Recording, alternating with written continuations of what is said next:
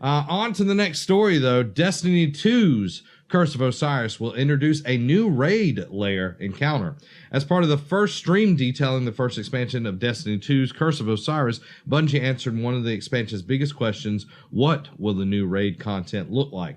With the Curse of Osiris, the developer introducing raid layers, a new kind of shorter 6-player raid encounter. Curse of Osiris raid layer is called Leviathan Eater of Worlds, and the name imply that the characters will in turn to the Cabal Emperor Callus Massive, a planet-eating ship. Rather than head for the top of the ship, players will take to the lower path and enter the Eater of Worlds.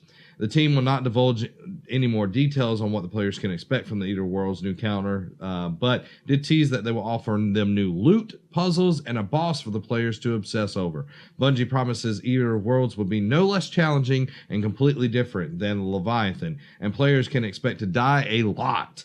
To bear that out, the raid layer's power requirement will be 300, and the current raid, the Leviathan, will also be boosted to 300 power, up from 270.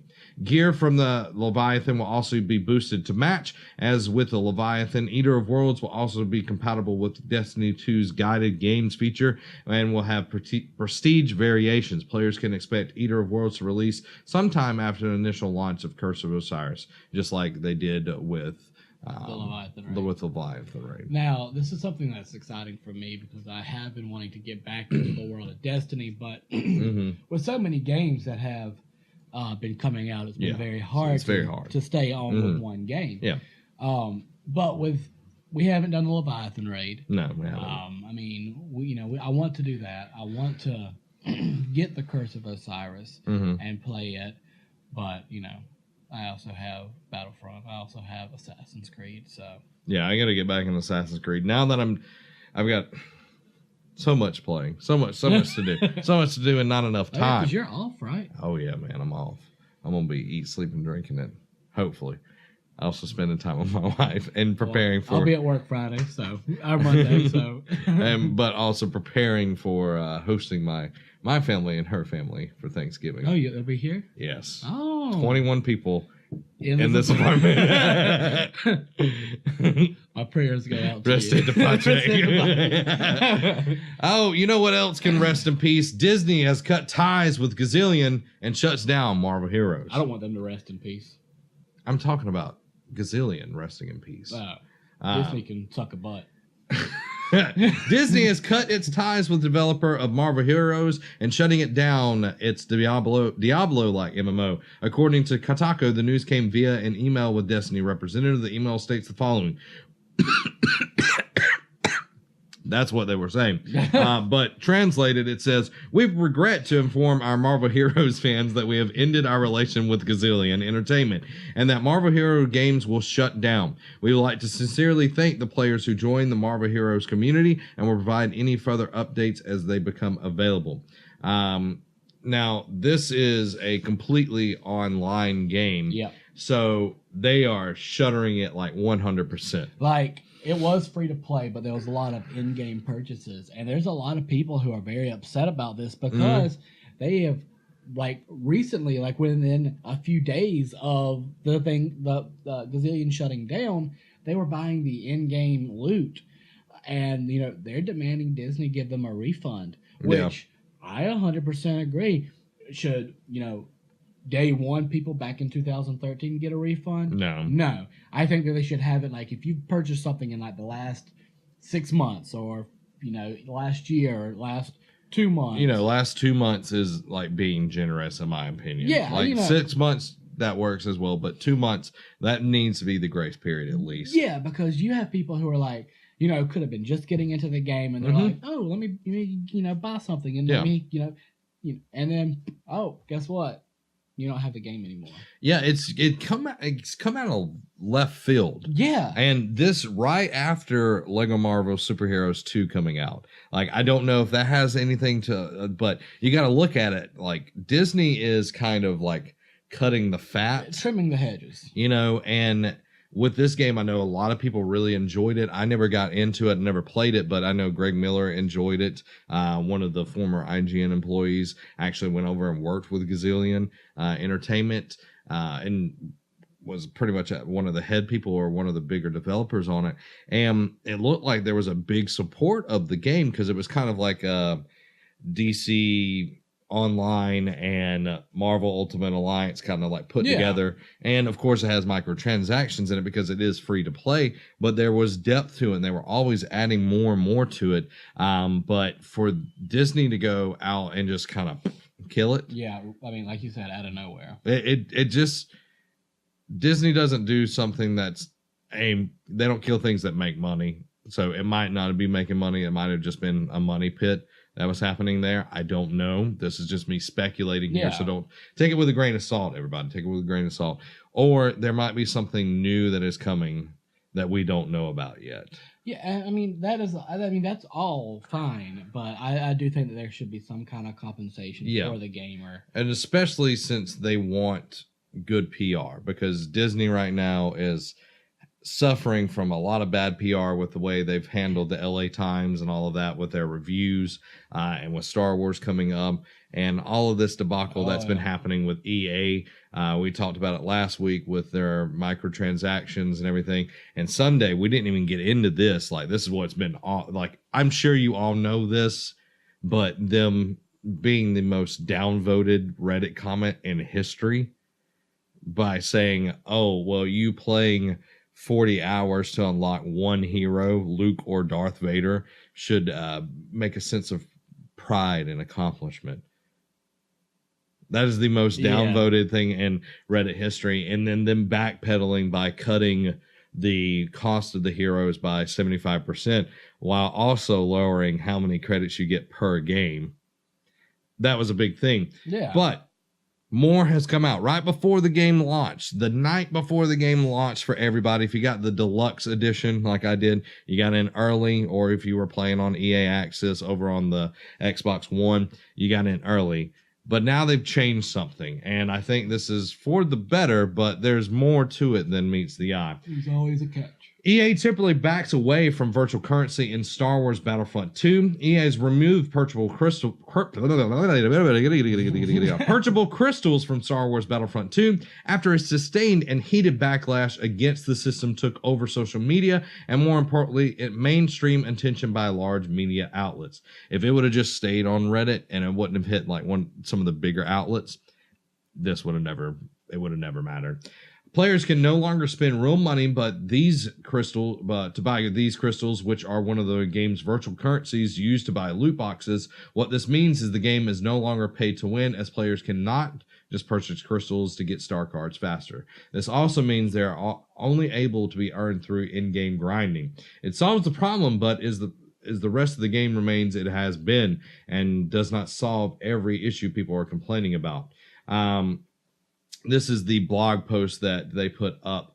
Thank you, everyone in our community, for being passionate fans that you are. Our goal has always been to recreate the best possible game for all of you, devoted Star Wars fans and players alike. We've also had an ongoing commitment to constantly listen, tune, and evolve the experience as it grows. You've seen this is what both major adjustments and polish we have made over the past several weeks.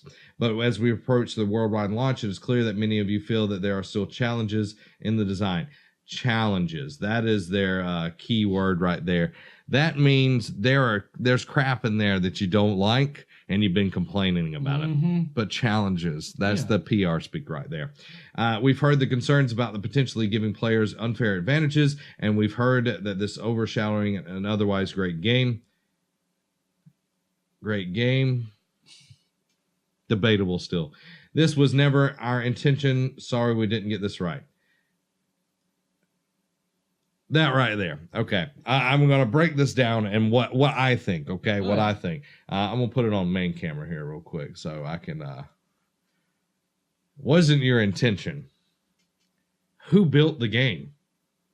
Who built the game? It wasn't the Coalition. No. It wasn't Drinkbox Studios. Nope. It wasn't Sucker Punch. Was it Epic Games? But who was it, Zach? I think it was. Was it? It was DICE. Ah. Yeah, the people that put out this post, they're the ones that built the game. Yeah. So it wasn't our intention. It was your intention. Yes, it was. Like you, the crystals and how all of this works is in the DNA of the game. Yeah, like literally it was built for that. Like it was built to have you be able to buy these crystals, to be able to get the star cards and to get all this extra stuff. It was built for it. And for them saying, oh, I don't know why we did this. Yeah, it's like you get caught in the kitchen late at night and you're just shoving cookies in your mouth, and you got the Oreos just like in your beard, and your mom's like, "What are you doing?" Wasn't my intention to eat all the Oreos, but there's no Oreos, and now you have a stomach ache. It goes back just to the beta. Like, if people would not have complained, they wouldn't have changed anything from the beta, and that was where it was definitely pay to win, but it was never their intention. That's where I have the biggest problem here is, yes, they got called out several times about this, but it was never their intention. And I know we blame the publishers a lot of times, but there were some things that were coming out this past week that a lot of the times it's not just the publishers, the developers are part of it as well. And I can understand where 2K games have, said that their, the purchases in games like GTA Online and all of that, they make more money than the initial sales of the game. Yeah. And GTA Online has sold in the billions of copies now. They get more money from in-game purchases, the microtransactions, than they have people actually buying the game. That's a big thing. Like, if you're a publisher, you're like, okay, we're going to sink these millions of dollars into this game. How do we keep getting an investment? Because we're not going to charge more than $60. And if you were to do it like Grand Theft Auto, that's fine. It's still not a pay-to-win type thing with Grand Theft Auto. But in all these other games where you have loot crates, like, you're getting much better stuff than what the normal person is playing through the game, and that's the kind of play to win, and that's where we are in the gaming industry right now. Okay. I'm going to say something that's probably not going to be popular for everybody. If you put out several different versions of the game, you have your standard edition, you have your deluxe edition, then you have like the gold edition or whatever you want to call it, and it goes $60, $80, $100. If you put everything in the $100 edition and I never have to see microtransactions in it, I'll start paying $100 for a game. I don't care. I would rather pay $100 and never have to see microtransactions, never have to, like, anytime I finish a match and it goes to the main menu, it's like, you have loot crates to unlock. It's like, okay. And I have to, like, exit out of it telling me I have loot crates to unlock. And this is Battlefront. Yes, I know I have loot crates. I could see the number down there. Yeah. I don't want to open them right now. But it's like, oh, you go in there to open it. Oh, down there below, you can also buy stuff. Okay? Never our intention. Sorry we didn't get this right. Are you sorry? Like, and this goes back to psychological thinking right here. When you get caught, are you sorry that you did it? No. You're sorry you got caught. You're sorry you got caught and people called you out on it. It was your intention. You're sorry that you got caught, because if it was never your intention, you would have never done it. You would have never put it in there, and then you never had any problems. So there's all of that. The next thing that's interesting, though, is why they really took everything out. Report: Electronic Arts backed off Battlefront 2 microtransactions after Disney put its foot down. That's a big foot. Yes. A very expensive foot. Yes. Wall Street Journal reporter Ben Fritz has been following the twists and turns of EA's changings with Star Wars Battlefront 2, mentioning that Disney executives contacted EA to figure out the Furor. The Furor. I think it's supposed to be Furor, not Hitler. Not the Fuhrer. Over Battlefront 2. The tweet points to an article Fritz wrote about the subject. In the tweet, he clarifies that Disney's head consumer products and interactive media, Jimmy I can't get over it. sent a letter to EA outlining Disney and Chief Executives Bob Iger's concerns with the way EA was handling the game and the public perception of it. As mainstream outlet began conflicting with Star Wars licensing with gambling and outrage. It seems Disney began to take the issue with Battlefront 2 being the news for the reason. EA announced that last night they were pulling microtransactions from Battlefront 2 due to a wave of negative reactions due to the respective pay-to-win progression that lead mainstream attentions to outlets like CNN. The publisher has clarified the removal is only temporary and will return to a different time through still progression based from a later date. Now, the biggest thing from this, and this article doesn't go as in depth as the Kotaku article that I read. EA's has the rights to all the Star Wars games right now. They had Star Wars Battlefront. They put it in 2015. They had this one. They had Visceral working on a game and Respawn working on a game. And Respawn wasn't owned by them at that point in time. Now, EA put out Star Wars Battlefront 2015. It was a pretty good game. Like the shooting was really well. It looked gorgeous. But you had to pay over $100 to get the full experience because the season pass, where the rest of the game was $50-something. So you didn't get the whole game after you paid $60. Again, just like I said earlier, I would pay $100 to get a full game if that's what it's going to cost if I can get the whole freaking game. Exactly. It sucks. So we have them put that out. Visceral's been working on a game. Amy Hennig's there. I'm like excited. They showed that whole thing at E3 a few years ago where they had nothing. EA was like, we got nothing. Let's just throw them some stuff.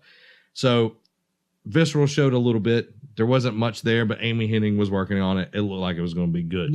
Respawn showed some people like mocapping like some with sticks. So we didn't really get any of that. EA closed Visceral. EA buys Respawn, and EA puts out Star Wars Battlefront 2 amongst all of this going on. Disney is not getting their money's worth with this deal with EA.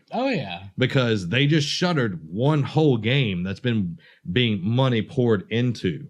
And Disney, I'm sure, puts a lot of backing into it financially. Not just EA, but Disney puts cash down on the table to make sure stuff comes out because it looks good on them. They're using their properties. Same thing with Marvel Heroes. Something had to be going wrong. They must have been losing money or something was happening, and they wanted to cut ties.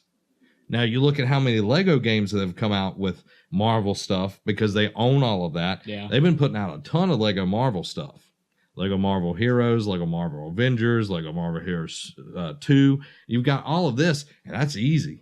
It's Legos. That's not a lot of graphics you're putting in or anything like that. But Disney is not going to let someone in the eve, we're a few weeks away from Star Wars The Last Jedi from hitting theaters. They're not going to let bad PR tank a good movie. No. And I don't think, even if it would have just went horribly wrong, and it's been pretty bad with EA, it would have really affected the bottom line of it. But public perception has been being shifted because Disney itself has stepped in the cow dung recently with the LA Times stuff, where they weren't going to let them have previews and all of this, where a lot of people were retaliating because that's not how you do it. You don't silence the media. You don't silence the media because the media will lash back at you. That's the biggest thing here is we're having all of these things, and I'm glad that Disney stepped up. It probably was like, all right, we're going to, it's like the dog with the leash. You go so far, but hey, guess what? You're about to choke yourself. Pull back. That's what happened to EA. And even in their statement, like, they've taken out the crystals. It's not their intention. They're sorry they got caught. But they'll eventually put it back in there.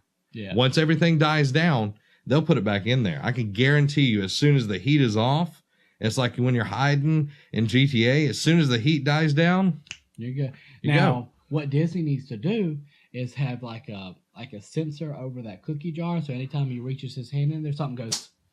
A guillotine just it just chops off the hand. So it's very concerning to me because I love this property. It's my favorite property. And I love the original Star Wars Battlefront games. Pandemic did an amazing job with those games. And EA buys Pandemic. And guess what happened to Pandemic? They're dead. That company is dead now. Visceral is dead now. They bought Respawn. Guess what? You put in, oh, we're going to work on the games that we want. We're going to put all this in our contract. Well, guess what? A lot of other people have too. And guess where they're at? Their doors are closed. Now, we talked about it last week, but I even posted a picture to our Facebook group about all the studios that EA has just kind of... I loved Caleb, I think it's Caleb Taylor's post where it had like Star Wars, the complete saga, and like 160 characters, like everything. And that's even on sale right now. One of the best Lego games, in my opinion. And then it was like Star Wars Battlefront 2. So, like, yes, I did buy Star Wars Battlefront 2. I'll admit that. I wasn't, like, it took a lot for me to, like, I was back and forth. I talked to Derek Daniel about it. Like, I want to see if the game is worth it. Like, I want to be able to talk about it. Yeah. And that's my biggest thing. Like, I'm not going to buy a microtransaction. I've never bought a microtransaction, and I never will buy a microtransaction. You know, that's like not even for a review purpose or anything. I'm not going to buy anything. Like, and I've even avoided buying Assassin's Creed and Shadow of War because I wasn't going to support that. And I know that's kind of like, oh, well, he's being a hypocrite because he bought Star Wars Battlefront 2, but it's Star Wars. It's Star Wars. Like, I'm susceptible to my loves. Everybody has their weakness. That's your kryptonite. It just, I know I got excited there. Hey, I got excited there, but I just don't want people fooled by this PR speak because that's all it is. And like, even Disney putting down its foot doesn't mean that this is over. And with people saying, oh, well, if it was only cosmetic, no, it is in there. It wants your money. And a lot of people, the Dutch government, and I want to say another European government are looking into microtransactions as gambling now. The government are looking into EA. Not just one of them, EA. That's why Disney's got scared. And you look at this; these are people who are preying on people's addictive personalities. Like if you were to put in your money, you get a loot crate, and it's crap. You might not go back to it, but like I feel like a lot of times the first time you ever buy a loot crate, you're gonna get something decent out of it, and then after that you'll get another 20 that sucks, and then you might get another one that's good. Yeah, and what doesn't help is YouTubers that do unboxing videos. Like I made the joke during the stream because like as soon as I loaded up the game, I had 7 loot crates that needed to be opened. I like made the joke, like, oh, we're gonna do unboxing video now, guys. Here we go. And like as I logged in yesterday, I had 7 more. I'm like, where is all this coming from? Like I haven't played that much. Yeah. But like you have this unhealthy culture around it because people want to see what it is. And Team Fortress 2 was one that really introduced it. But Overwatch is the one that made it popular. And yes, it is only cosmetics, but think about how much money they have made off of cosmetics because you want to look like the coolest person on the game. Oh, I want the Christmas suit. I play Overwatch still, and I'm like, the only time I open a loot box is when I do something good enough to get it for free. Yeah. And like that game does reward you like for doing hardly anything, but to get like you either have to put in a ton of time to get exactly what you want or be very lucky gambling or put down the cash. And we're getting to a point, and I have none of those 3. We're getting to the point that's like this fever pitch of like the games industry, the game development side of things that is just dirty. Like it's not about the enjoyment of the consumer anymore. It's about how much money can we get out of this? What is the return, the ROI, the return on the investment here? If we put microtransactions in it, it's going to be much bigger. I still haven't played NBA 2K. I want to play that game, but I know it's not going to be worth me buying, and I'm not going to support it because of how bad the virtual currency is in it this year. It's been in it for years, and we just dealt with it. Like Wizards have Kelly Oubre and John Wall. I want to just kill people with that combination, but I'm not playing it. No. And this is like we said multiple times how I go back to like 2009, 2010, you go back to 13, 12, I think. Yeah. Whenever Jordan was on the cover. Like, I mean, yeah, we've put in the years. Yeah, and a ton of time. So it's just very sad to see everything moving this way. And thankfully, some developers are not doing this. thankfully, some people, you know, they make their own mistakes in their own ways and everything, but at least Nintendo's not doing something stupid like this. Yeah.